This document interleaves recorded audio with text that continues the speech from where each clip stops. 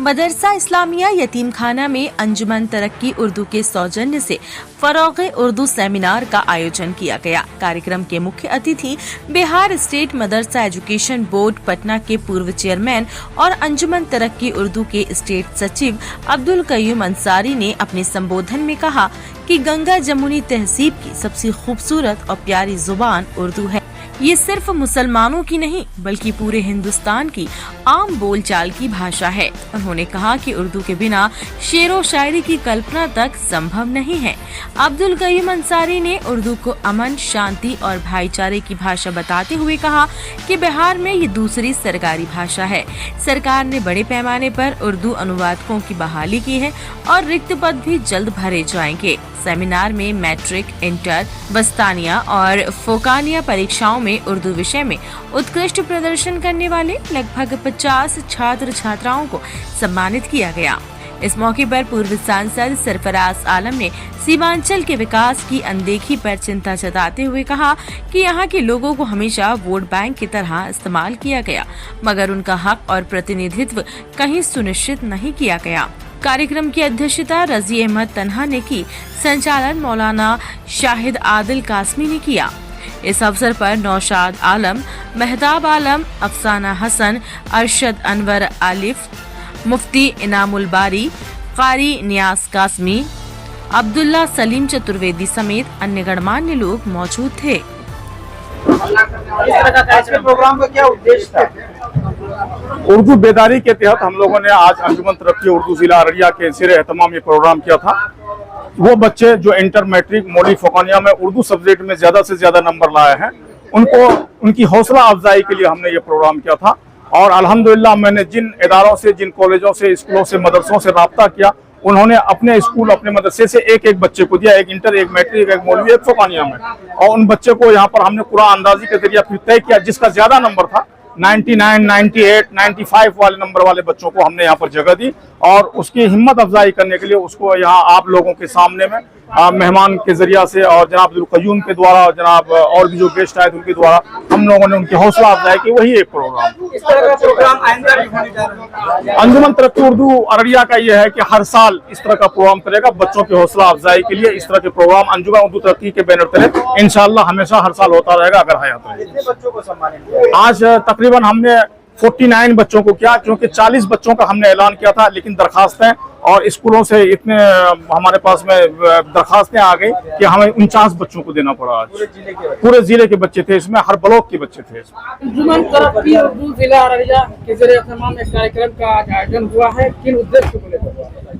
ऐसा है कि बिहार में उर्दू को दूसरी सरकारी जुबान का दर्जा हासिल है और ये उर्दू जुबान हिंदुस्तान की जुबान है, हिंदुस्तान की मुश्तरका तहजीब की अलामत है। और ये जुबान यहीं पली बढ़ी और हिंदी उर्दू एक ही जुबान है, सिर्फ लिपि का फर्क है। उर्दू हम देवनागरी में, हिंदी देवनागरी में लिखते हैं, उर्दू नस्तालिक में लिखते हैं। इसीलिए ये मोहब्बत की जुबान है और ये मुश्तरका तहजीब की अलामत है। बिहार में उर्दू को दूसरी सरकारी जुबान का दर्जा दिया गया और इसमें तमाम दफातर में उर्दू अमले की तकर्री का फैसला हुकूमत ने किया है। जनाब नीतीश कुमार वज़ीर-ए-आला बिहार ने 1653 पोस्ट सेंक्शन किए थे, जिसमें तकरीबन 800 की बहाली हो गई और पहले से लोग काम कर रहे थे। और अभी 2382 पोस्ट सेंक्शन किए गए हैं और कार्मिक विभाग में रोस्टर क्लियर करके भेजा गया है। बहुत जल्द वैकेंसी निकाली जाएगी और उर्दू अमले की तकर्री की जाएगी। अभी आज मैंने उर्दू सेल के जो जिम्मेदार हैं उनके साथ हमारी मीटिंग हुई है और मैं रिव्यू किया हूँ सर्किट हाउस में। अभी यहाँ के कलेक्टर काबिल मुबारकबाद हैं, उन्होंने 35 अमले जो बहाल हैं उर्दू के, उनको ये जिम्मेदारी दिया है कि तमाम स्कूलों में जाइए और किताब है कि नहीं देखिए, टीचर के बहाल है कि नहीं उसका रिपोर्ट कीजिए और उर्दू में बोर्ड साइल लिखा है कि नहीं। ये लोग काम कर रहे हैं। ये जिला अररिया पहला जिला है पूरे बिहार में जहां पर उर्दू के फरोग के लिए कलेक्टर ने बाज़ाब्ते दिलचस्पी लेकर लागू कराने की कोशिश की है। दूसरा काम उन्होंने किया है कि एक राइटर को लिख रखा है जो तमाम दफातर में, ब्लॉक में, स्कूलों में हिंदी के साथ उर्दू में नाम लिखा जा रहा है। और अभी आज के इस मीटिंग में मैंने जनाब नीतीश कुमार वज़ीर आला बिहार से मुतालबा किया है। उन्होंने 2019 में मदरसों में 7वीं शरह तनख्वाह लागू किया, लेकिन जिन लोगों को 7वीं शरह तनख्वाह दी जा रही है उनको लीव इनकैशमेंट नहीं मिल रहा है, उनको मेडिकल नहीं मिल रहा है, उनको इंक्रीमेंट नहीं मिल रहा है। इसके लिए मैं मुतालबा किया हूं कि जब 7वीं शरह तनख्वाह आपने दे दिया तो तमाम मदरसों को तमाम सहूलियात दिए जाए। दूसरी बात मैंने यहाँ से मुतालबा किया कि 2011 में 2459 मदरसों को उन्होंने सरकारी ज़ुमरे में शामिल करने का फैसला किया, 814 को पैसे दे चुके हैं।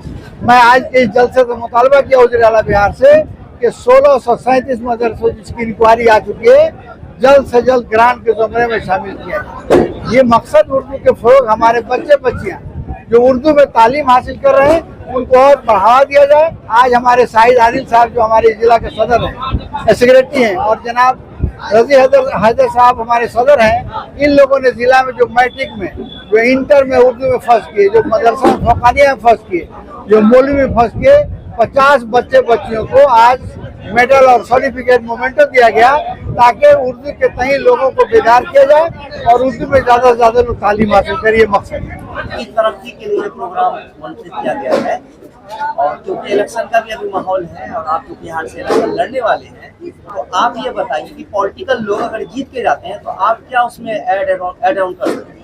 जनता तो हिंदुस्तान का सबसे ऊपर है और जनता के काउच पर जनप्रतिनिधि को लड़ना और मनवा देना वही सबसे बेहतर है। अभी उर्दू के एक प्रोग्राम था अंजुमन के तरफ से, जो कमियां थी हमारे साबिक चेयरमैन उर्दू एकेडमी के अंजुमन तरक्की के सेक्रेटरी साहब ने जो कमियां थी सरकार को भी गोशगुजार किया। सबकी सोच वो है कि उर्दू के तरक्की के लिए, फरोग के लिए कुछ सरकार को हाउस के बाहर आज मदरसे के टीचर हैं, उनको पेंशन नहीं है, उसकी भी बात हुई। लेकिन जब संस्था चलेगा, आज 50 बच्चियां मेरिट पर उर्दू के फरोग के लिए इंटर हो, मैट्रिक हो, आलिम हो, फाजिल हो, 50 बच्ची अच्छी नंबर लाई। उसी सिलसिले में उसके हौसला को अफजाई के लिए उसको और जो उसका असर दूसरे बच्चे बच्चियों पर पड़े, ये सब प्रोग्राम से हौसला बढ़ता है और कंपटीशन में हर बच्चे आते हैं। इसके लिए मैं अपनी दिल की गहराइयों से मुबारकबाद देता हूँ। अररिया के 0 माइल में शाही पैलेस विवाह भवन एवं होटल इंटरनेशनल में पहली बार राजशाही का अनुभव कीजिए। जी हाँ, खुद को राजा सा महसूस करना है तो चले आइए शाही पैलेस। यह पैलेस राजस्थानी शैली में बनाया गया है, जिसका डिजाइन किसी राजा के महल से कम नहीं है। शाही पैलेस में विभिन्न साइज के 5 हॉल जैसे Darbar hall, Utsav hall, conference hall, royal hall, Shagun hall एवं होटल इंटरनेशनल में 12 डिलक्स रूम एवं डोरमेट्री जैसी हर तरह की सुविधा उपलब्ध है। यहाँ पर आप शादी विवाह से लेकर बर्थडे पार्टी, मीटिंग मंगनी और सेमिनार जैसे छोटे बड़े हर तरह के कार्यक्रम का आयोजन कर सकते हैं। यहाँ पर मिलने वाली खास सुविधाओं में वेज और नॉन वेज किचन को बिल्कुल अलग अलग रखा गया है। इसके अलावा यहाँ पे गार्डन एरिया, कलरफुल फाउंटेन, भव्य स्टेज, शाही सोफा और विभिन्न प्रकार की डिजाइनर कुर्सियां सहित आकर्षित राउंड टेबल के साथ साथ 200 गाड़ियों की बड़ी पार्किंग भी उपलब्ध है। साथ ही 24 घंटे जनरेटर एवं वाईफाई की सुविधा उपलब्ध है। तो देर किस बात की, विभिन्न कार्यक्रमों एवं ठहरने के लिए संपर्क करें। हमारा पता है शाही पैलेस, मैरिज हॉल एवं hotel international 0 mile, Araria. Mobile number 9471659624 और दूसरा नंबर है 7542961152।